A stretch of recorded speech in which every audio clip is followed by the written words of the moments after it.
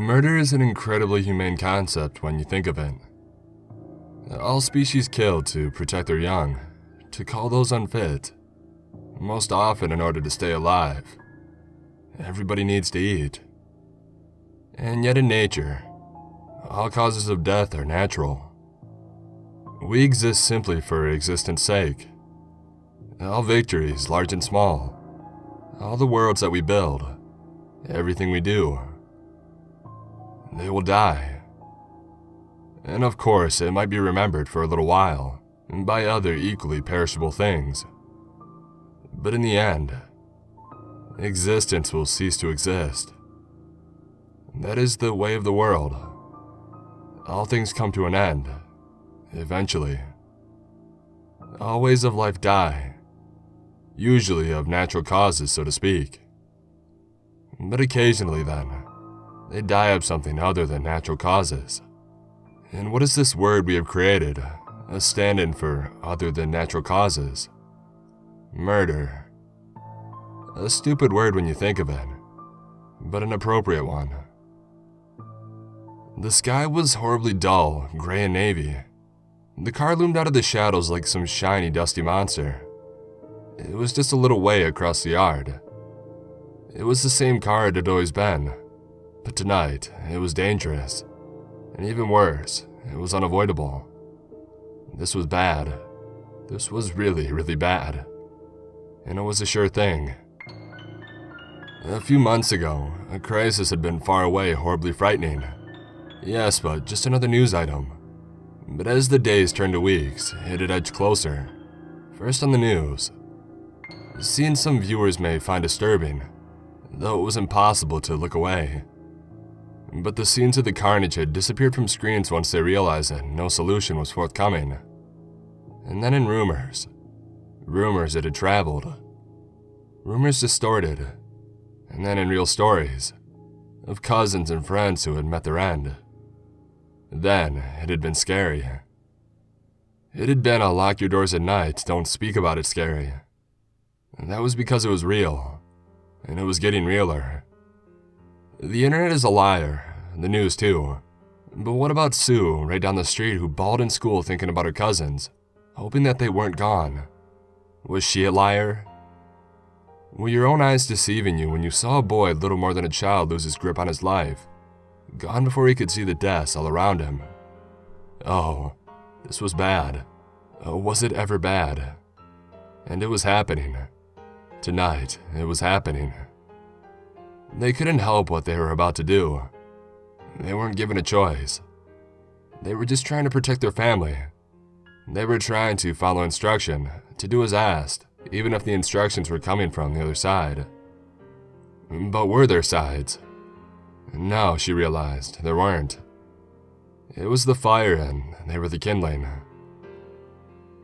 Her uncle, her aunts, her godparents, they were just trying to do their job, to protect their kids.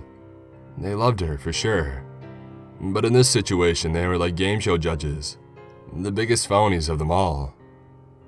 They would have hated to see her go, but it was something that had to be done. They couldn't help it. They couldn't help it. She could see the look of desperation in those eyes. She could understand it. They hardly even believed that, if they did as told, everything would be okay. The villain never plays fair. The mastermind always finds a loophole. Everybody knew that. If comic books and action movies had taught us anything, it'd be that the bad guy never plays by the rules. It's common knowledge. But in all fairness, what choice did they have? This was no game and this was no movie. And they couldn't help it. A thing like this, it just had to be done. "We are the kindling," the voice in her head whispered. But no, they weren't just the kindling. They were the weapon too. Oh God, is this happening? Can this really happen? Am I dreaming? Am I in a coma? But dreams scared her, so she pushed the thought away. Scared of dreams, really? With all that I've got to be afraid of. Esther, honey. The voice was tentative, apologetic. Oh, I hope you're sorry. I hope you're scared. I bet one will get you when you try to leave. It'll serve you. But no, that wasn't fair. Do you think that what he's planning is fair? What do you think about that? No, it wasn't fair. But none of this was. Get out and run. Take your chances in the wild. And there would be chances in the wild. She was a strong girl, full of instinct, and the enemy kept to the towns. Oh, there'd be chances. And it wasn't as if she hadn't contemplated it. I'm sure she had. It would be simple, even easy. But she couldn't. Leaving would mean sure death for her family. She didn't really care about the parents. They were mostly dead anyways, just walking shells. But the kids, they were young and had a life ahead. An uncertain one, but they had a chance of survival if she did as she was told. Oh, she was going to miss them. But luckily they weren't old enough for her treatment. Casting call. Ages 13 to 25. Preferably doomed. They probably didn't even know what was happening. Out here in the country, life continued as usual. They had enough canned goods stockpiled to last them for years. It was true. The enemy kept to the towns. It was the threat of their approach that kept everybody subdued. Esther, honey. Attentive, apologetic, irritating. I hope he gets close enough to think he'll make it. I hope his head comes clean off in their hands. No, damn it. That thought wasn't her own, and she knew it. In the last few days, she had felt it in her head, her thoughts twisting and sifting. They were bad thoughts. They were angry thoughts and contemptuous thoughts. And worst of all, they were inviting thoughts. Whatever it was in her head, and it wasn't human. She had realized this, but had never spoken it aloud. Even in these times, the very idea was ridiculous. It was imperative that they maintain a sense of normalcy. If she told her aunt or her uncle, it might be the final straw. They might snap under the strain, and their kids needed them. At least one of them probably wouldn't come back alive. They could drop her outside the city, but they had to be sure. They had to be positive that she wouldn't run away. And that their sacrifice is received. Sacrifice? No, it was wrong to think that. But think it she did. And whether it was her own or not, it was immaterial. It was in there. It was not to be moved. Esther. She felt her feet shuffle across the rain-sodden yard towards the instrument of her destruction. She swung open the door and threw herself inside. Searched for the belt buckle, found it and pulled it across, and clicked it in. This is the last time that I'll ever do this. The action seemed to confirm in her head the truth of her imminent death. In belting herself in, she seemed to almost be sealing her fate. She was doomed and she knew it. This was bad. This was so bad. The rain was nighttime rain, not a fine mist all around, but heavy, separate, definite drops that dive-bombed the car as it pulled out of the gate. That same car, that same gate, all things as they should be. And tears sprung fresh in her eyes. She didn't care if he saw her upset anymore. She had been choking emotion down for weeks now. She was about to die. She didn't care if he was slightly uncomfortable. He didn't seem it anyways. His eyes were bright, wide awake, his grip on the steering wheel tight. In fact, everything about him seemed tight and wound up. Excited? She wouldn't allow herself to believe it, and the voice in her head was a little more than a hiss, but it was soft and it was seductive. Even worse than that, it sounded right. He didn't look scared, not even upset, and though he bore no smile, she somehow felt as though the absence of one was little more than a formality. But somehow, he had convinced himself that this was simply an evening drive, a trip out for milk or tea bags. Maybe he had to, just to retain a grip on reality. And that was all right. She had convinced herself that it was aliens. The raindrops attacked the sunroof and the night closed in, as the small car skidded over the narrow and potholed back road. As they got closer into town, The road widened out and the bumps became few. It was disgusting how people continued as normal, stockpiling food as though there was a severe weather warning, chatting and gossiping. They wouldn't let their children leave the house, but the price of vegetables in Aldi was still the biggest piece of news. People moving to the country to be nearer to relatives that didn't even exist. It was all a cover story. It was all a lie. There was silence in the car. She imagined herself saying something like, "Can you believe this weather? In June?" And striking up a hearty conversation. "If I don't talk now, I'll never talk again." But of course she didn't want to talk. She couldn't. But did it matter? She was about to find out what dying felt like. Another thought came to her, of her screaming, "I'm too young to die," and rattling the door lock. But it wasn't funny. Under the circumstances, it felt completely horrible. And then it occurred to her that perhaps it was in his head too. And as she thought about it, it began to seem more and more like the logical conclusion. That maybe her uncle was driving along on autopilot, seeing rainbows and ponies, not in control of himself but not aware of that either. It was nigh certain that he had lost it. What happened when he would get back? Would he ever feel shame? Would he be plagued by nightmares perhaps? Believing that it was his fault that she would be gone. That's because it is his fault. The voice was back and maybe the voice was right. All this talk of it being nobody's fault, it was all over the top, soft-serve bullshit anyways.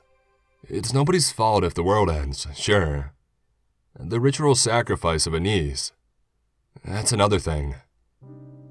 He's weak, he's always been. They all are. Weak. When the cards are down, they'll show their true colors. They're good for nothing, they're weak. Maybe the world will be better off without them. Not them. Us, she reminded herself. Not them. Us. And it won't be better. Mass murder leaves a stain on the entire world. Things are never better. Things only get worse. But of course, the only voice in his head was his own. As he took the car over the road, he found himself surprisingly calm. Well, not really surprisingly. It was the most calm that he'd been in weeks, and not without a good reason either. Finally, there was something he could do about his family situation.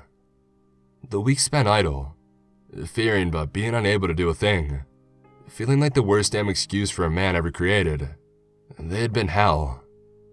Whatever they were headed into now got to be some kind of improvement. If he died, at least, he could say that he had tried to do something. He hadn't given much thought to the girl. She had never been the most pleasant of people, and given the circumstances, she was a small price to pay. She wasn't his side of the family anyways. Blood is thicker than water. His mother always had said, "Protect those that you love." And that's what he was doing. He was doing his job, the job that he'd vowed to do.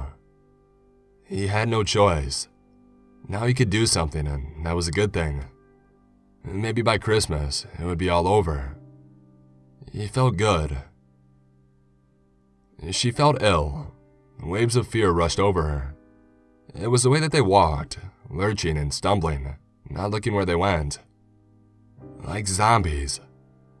The look on each one's face. The look in each one's eyes. Not zombies. Worse. Because they had no human master, because they hadn't risen, they had never fallen in the first place. As out of control as they were certainly in control, intelligent, and most definitely alive. As they neared the town, they began to see the first signs of it. The first time it looked like roadkill, several close together instances of it. For a while, that was all that was there. Death. Everywhere along the road. Some still whole by the hedges, some run over by the influx of traffic tonight. Some, they're not human. What do you know, she can talk. There was no reply from the driver's seat. They're not human. Her eyes were wide and round, her face pale. She sat bolt upright, paralyzed with fear. Jesus Christ, you said it already. She was starting to become annoying. He was glad that they were close to the finishing line. Humans. They don't. Fuck's sake, spit it out. They don't rip. They don't chew. You don't know that anybody is chewing anything. He laughed lightheartedly. It broke her from her stupor. I do know. I know. You self-centered shit. Well. He glanced at her, a cruel grin playing on his lips. To be honest, it doesn't really matter how you die, does it? He turned back to face the road, full of satisfaction. That shut the little bitch up. She thought that she might be sick. This is happening. This is really happening. But why should it happen? Kill the bastard. It's easy, I swear. And that thought appealed to her. It really did. But what if she killed him, and then she died herself, of starvation? There will be chances in the wild. Chances upon chances. She didn't want her final act to be murder. No sure way to get to hell. Do you really still believe in God? Well, if there was anything to convince her of the unknown, this was it. And what if she couldn't live with herself after what she'd done? You're running out of time, honey. She envisioned herself grabbing something. What? She could try and injure him with a belt buckle, or steer the car into a ditch and run away, while he either bled to death or tried to figure out what had happened. Under normal circumstances, it would be hard for a teenage girl to fight a grown man and win. But these weren't normal circumstances. She had a feeling her little friend could help keep him pacified. And now she imagined herself clobbering him to death while he sat there with a dopey grin on his face. And while the idea was somewhat revolting, it wasn't entirely unattractive. Now they passed the large and dusty brown sign reading, "Welcome to our town," and in a smaller font, "Keep it beautiful." An illustration beneath showed a cartoon rabbit beside a bin and a smiling child. And then they came, out of the darkness. Delirious smiles painted on their faces, some lurching, wounded and bleeding, but happy nonetheless. Some running, leaping, and laughing. She saw a pair dancing a stumbling waltz. They had almost reached their destination. The packs of people ignored their car, something she didn't understand at first. She had expected to be devoured before she could even reach the square. And then she understood. They recognized one of their own. They weren't leaving every car alone, however. She saw a man and a woman cautiously pull out of a driveway, ready to flee if they saw anything. They didn't see anything. The girls and the boys were on them, wrestling them out of the car, with surprising force for their bony, pubescent arms. Their eyes alight with glee, looking more ecstatic than ever. What they did next didn't bear thinking about. The pair didn't suffer for long. As they got closer to the square, the fear started to ebb away. Perhaps because of the certainty that there was nothing she could do to save herself. That in its own strange way was a comforting thought. And the anger that she felt wasn't so painful either. It was actually rather nice. Once I'm gone, he'll never make it. In spite of herself, she smiled. The raindrops plummeted to earth still, but the night opened up. In the distance, a large bonfire burned, and with it came the smell of burning hair. It emitted a bright orange glow on the horizon. It's beautiful. So, she was going to die. This was the way to do it, wasn't it? By the fire, surrounded by family and friends. She laughed. He jumped, and the good feeling was gone. His stomach felt sick and full of fear. He was a bag of nerves. Oh God, what if I don't make it? What if I don't get out alive? The girl's lost it, she's lost it. I'm in the car with a maniac surrounded by maniacs. I'll never make it. Did you see what they did to them? They're roasting them, they're burning them. They're burning them alive and she's crazy. She'll kill me. This isn't what they promised. They promised I'd... The car came to a halt, and he looked down. Everything seemed to be okay with the car, but the car would not go. And then he noticed the keys in his outstretched hand, his hand stretched out of the window. He made himself bring his hand back in and then whipped it out and flung the keys out of the window. Oh, God, what have you done? And then he noticed the cars lying neatly beside him. On one side sat a woman. Her eyes had a deranged look about them. Identical triplets who looked about 14 and bore a dazed and drugged look were strapped to the back seat. Clearly, they hadn't come so easily. On the other side, he was shocked to find was a girl about 17, who sat in the driver's seat and gazed vacantly up at the fire. The car stretched out in a line, and then the line turned at both ends at a right angle, and the completed formation being a square. In the center, a bonfire blazed, and in the center, the bonfire screamed, "This is it. This is the end." He looked at the girl, Esner. She smiled at him, a pained, human, knowing smile. She felt pain, terrible, horrible pain. It burned, oh God, in her bones, in her blood. It burned. The world was all in a dull, soft focus. It had taken on an orange-yellow color. Beside her, the man felt fear. She didn't have to look at him to know. It was obvious when humans felt fear. You could just taste it in the air. They were by nature an obvious race. A fearful race, too. She turned and she showed him the look that he needed to see.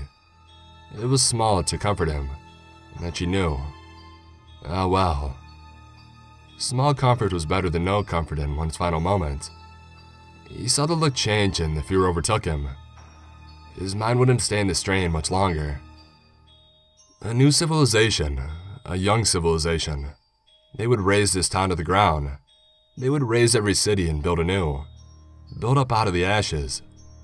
Ashes of the people who messed up the world so badly that there could be no reprieve, no return. Somebody had to intervene. Earth's future was in the hands of the young, and the young had to learn. And learn they would.